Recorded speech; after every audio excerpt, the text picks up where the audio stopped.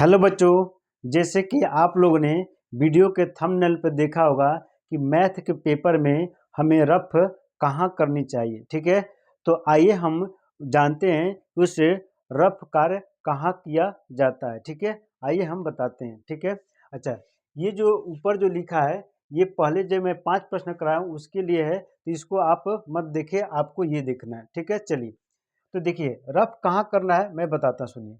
आप कॉपी खुलता है, कॉपी का ऐसे खुलता है, तो देखिए कॉपी जब खुलता है इस तरह से, तो देखिए यहाँ पर क्या कीजिए, स्केल से आप एक लाइन खींच दीजिए। क्या कीजिए, यहाँ पर स्केल से आप एक लाइन खींच दीजिए। स्केल से यहाँ से एक लाइन खींच दीजिए और लाइन खींच करके यहाँ पर लिख दीजिए रफ कार्य। क्या लिख दीजिए? रफ कार्य। रफ कार्य लिख दीजिए।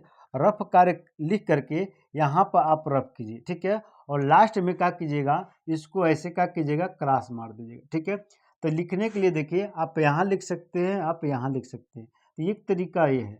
दूसरा तरीका है कि यदि यहाँ नहीं करना है, वो आपकी इच्छा है, तो आप जो है पेज यानी कि लास्ट पेज यानी कॉपी जो मिलता है उसके लास्ट पेज पर आप क्या कीजिएगा, रफ कीजिएगा। यहाँ लिख दीजिएगा क्या है, रफ कार्य। क्या लिख दीजिएगा, रफ कार्य। और लास्ट में इसको क्या कीजिएगा, इसे काट दीजिएगा। समझ रहे हैं?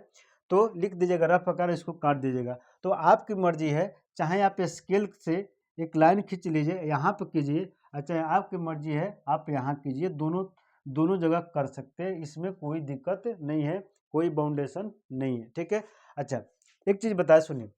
कहीं मान लीजिए कि आपने किसी प्रश्न का क्या है आंसर निकाला है, आपने क्या है सीधे टप गए। ठीक है, 2-4 लाइन सीधे टप करके आपने आंसर लिख दिया।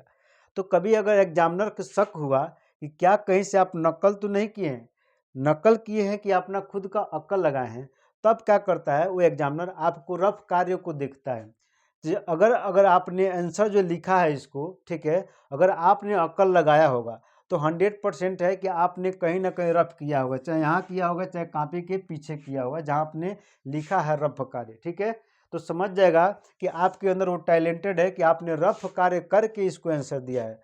एक होता है कि मान लीजिए किसी 1-2 स्टेप 3 स्टेप गए और किसी ने आपको आंसर बता दिया, ठीक है, कहीं से आपको आंसर मिल गया तो डायरेक्ट आप आंसर छाप दिए, तो वहाँ थोड़ा एग्जामिनर को क्या होता है, शक हो जाता है। तो वहाँ पर तुम्हारा आपका 5 नंबर है, अच्छा नहीं 5 तो नहीं 4 नंबर हो सकता है या तो 6 नंबर हो सकता है, तो हो सकता है आपका 1 नंबर वहाँ कम मिल जाए। ठीक है, तो उम्मीद करते हैं कि आप इस बात को अच्छे से समझ गए हैं। ठीक है, तो आपको रफ कार्य कहाँ करना है, या तो लास्ट पेज पर करना है या तो कॉपी के थोड़ा सा कॉर्नर में क्या कीजिए कि आप स्केल से खींच करके यहाँ पर कर लीजिए। ठीक है, समझ गए ना?